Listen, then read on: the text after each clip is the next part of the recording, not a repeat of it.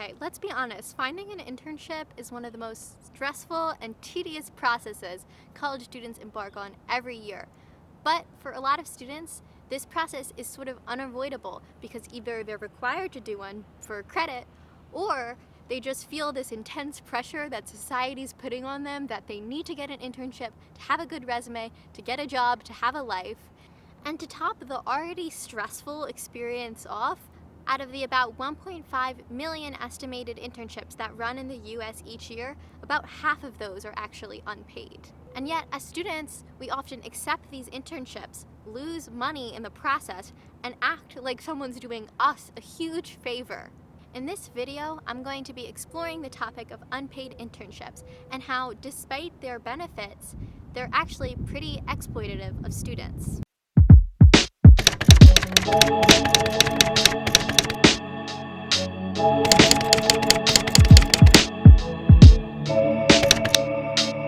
For us to understand unpaid internships, we sort of need to do a dive a little bit into the history of labor.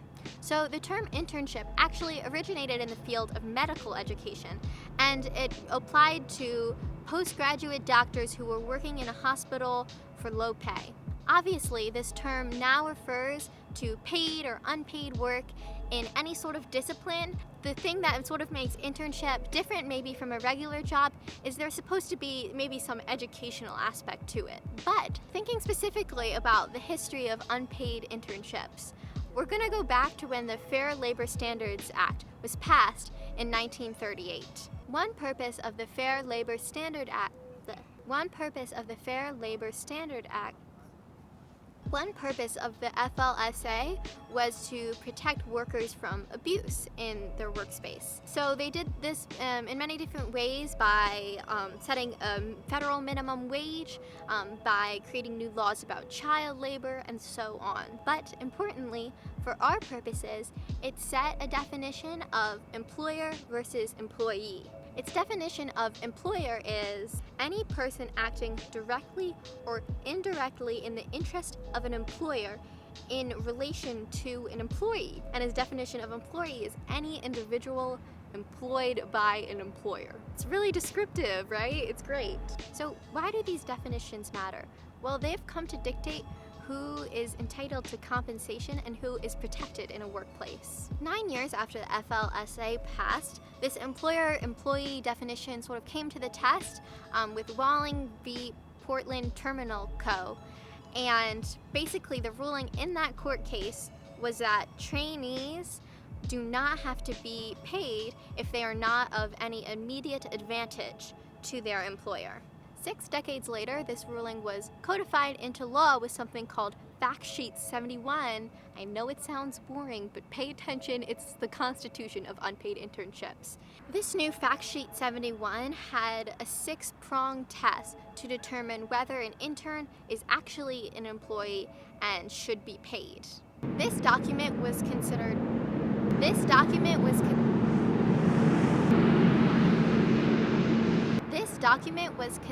to be a sort of warning signal given to for-profit firms by the Obama administration. So the Obama administration, they wanted to enforce this 6-prong test, and in most cases, that made unpaid internships illegal at for-profit companies. However, we get another twist of fate in 2013 when a group of interns who were working on the movie Black Swan sued their employer, Fox Searchlight Pictures, for not paying them the minimum wage. The Second Circuit Court of Appeals, in this case, ended up ruling that the previous 6-prong test that was used to determine this kind of thing was too rigid, and instead something called a primary beneficiary test should be applied. And the primary beneficiary test basically determines who benefits the most from this employment relationship. Is it the intern or is it the employer? If the intern benefits the most, they don't have to be paid. If the employer benefits the most, the intern has to be paid. This opened up an avenue for for-profit companies to run unpaid internships programs very legally.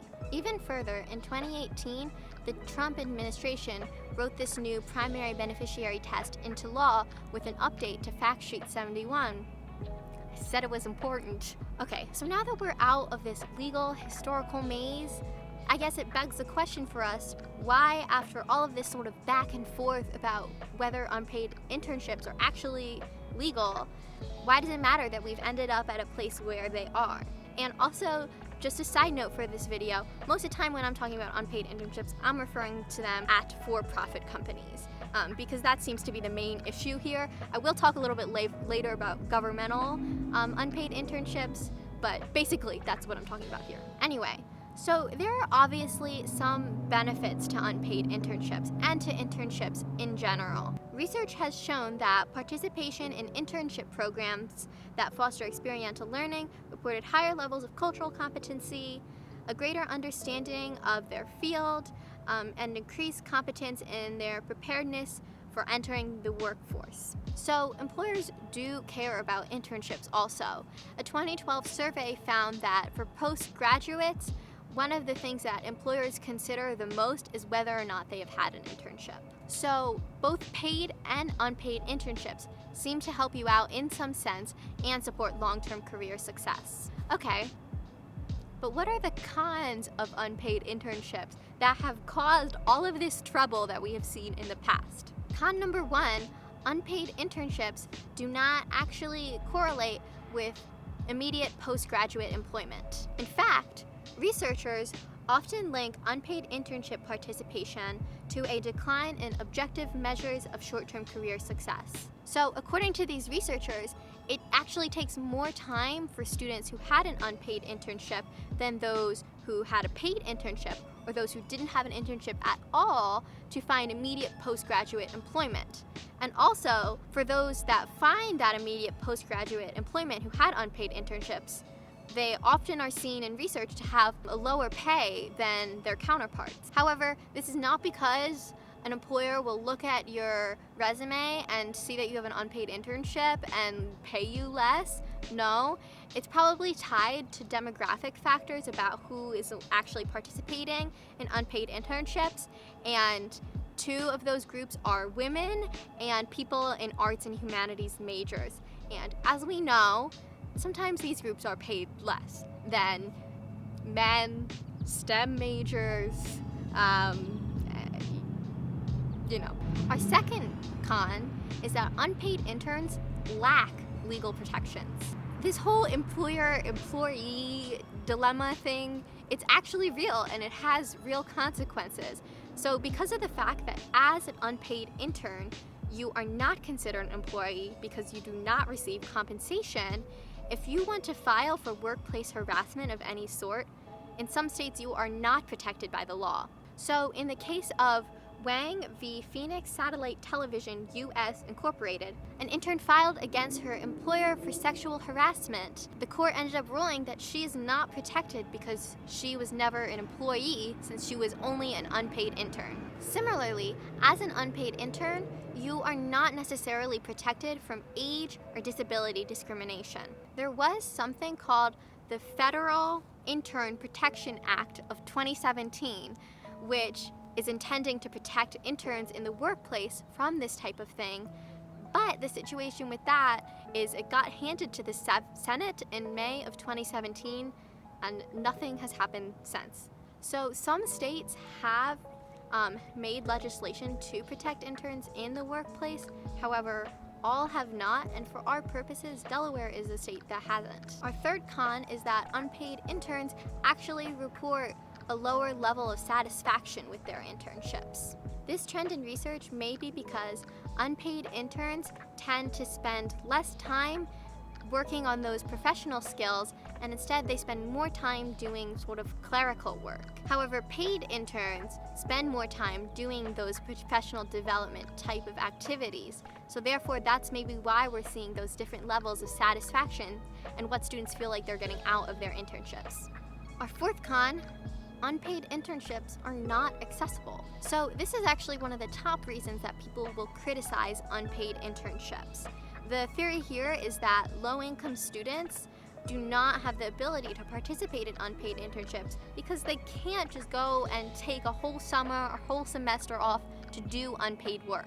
There's actually a nonprofit called Pay Our Interns that advocates for paid internships, especially in the public service sphere. So they have done a lot of advocacy work to work with senators. They've reached out to presidents to get them to pay interns in the governmental sector so that students of color, so that low-income students can get these opportunities to work in public service so that when they want to continue a career in that field, they have that experience that can back them up. Along similar lines, there was actually this really public thing that happened in 2015 where a New Zealander who had an internship with the United Nations slept in a tent for the course of his internship to protest the fact that it was unpaid. So while in theory this makes a lot of sense that low-income students wouldn't be able to do unpaid internship, in actuality, it's a little bit more complicated than that. One study showed that the participation rate for unpaid internships